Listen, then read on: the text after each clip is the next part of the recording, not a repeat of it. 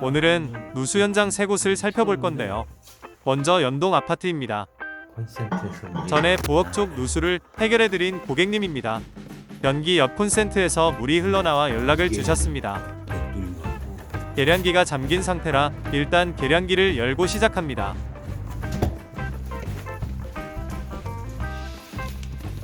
아직은 물이 나오고 있지 않습니다. 조금 기다려 봐야겠습니다. 혹 누수음이 들릴까 해서 청음 탐지를 해보았는데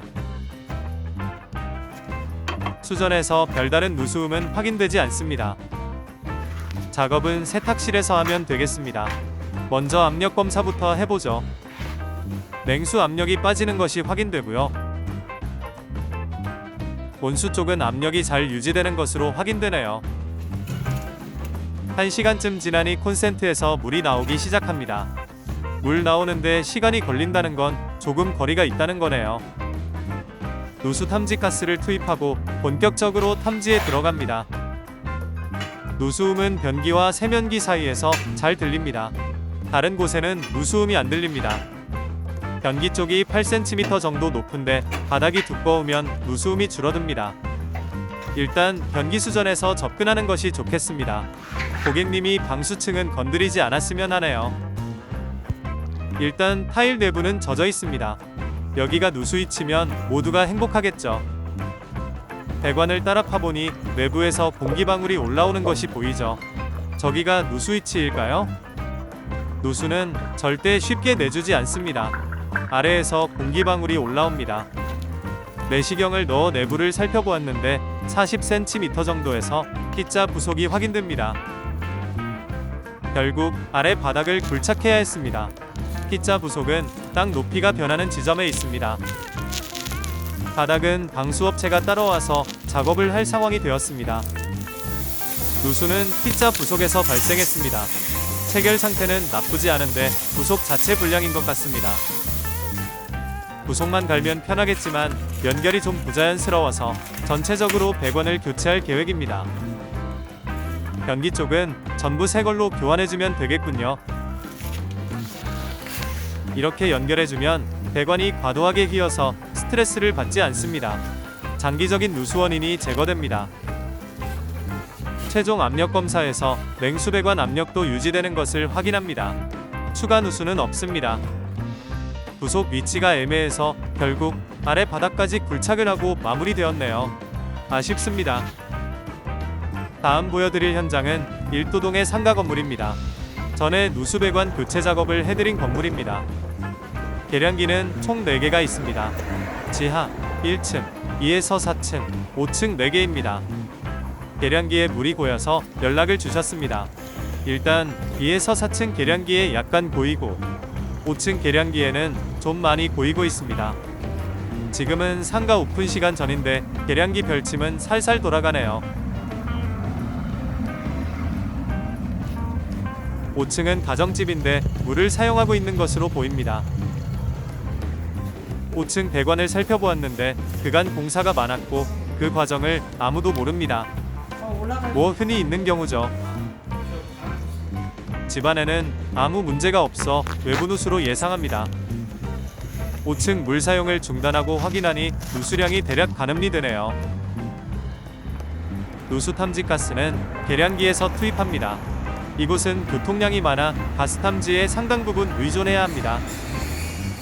그럼 탐지를 시작합니다. 5층 계량기 먼저 확인해보죠. 별 반응이 없군요. 그럼 옆 계량기. 바로 반응이 오네요.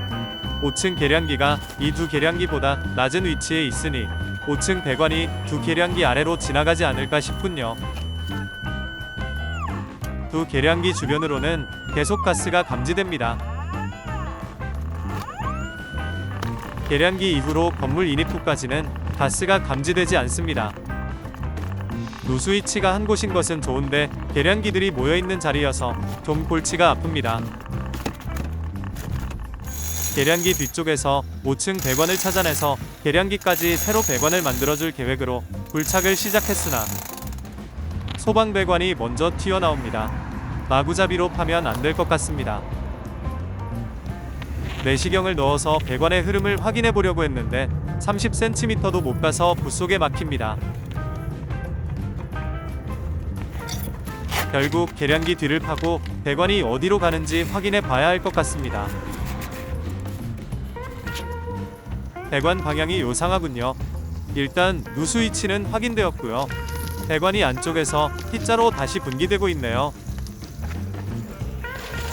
누수는 T자 부속 바로 앞입니다. T자에서 배관이 직각으로 만나지 않는데 이게 영향을 주었을까요?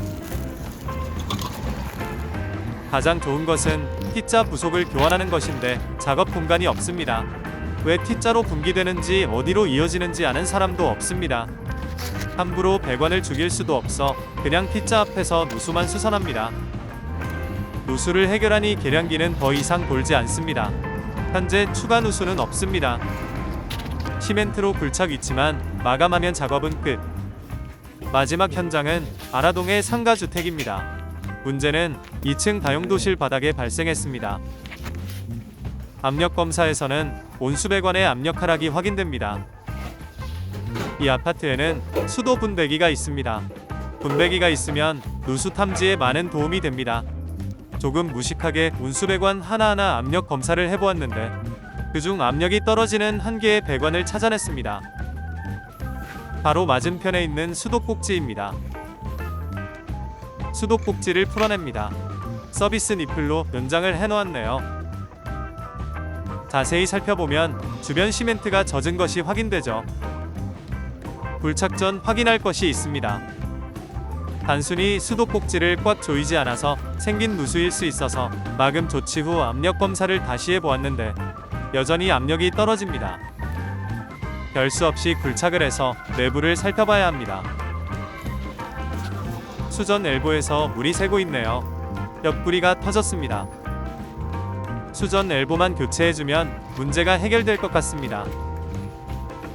새 붓속으로 교체하고 벽면에 고정까지 해주었습니다. 수리가 완료되었습니다.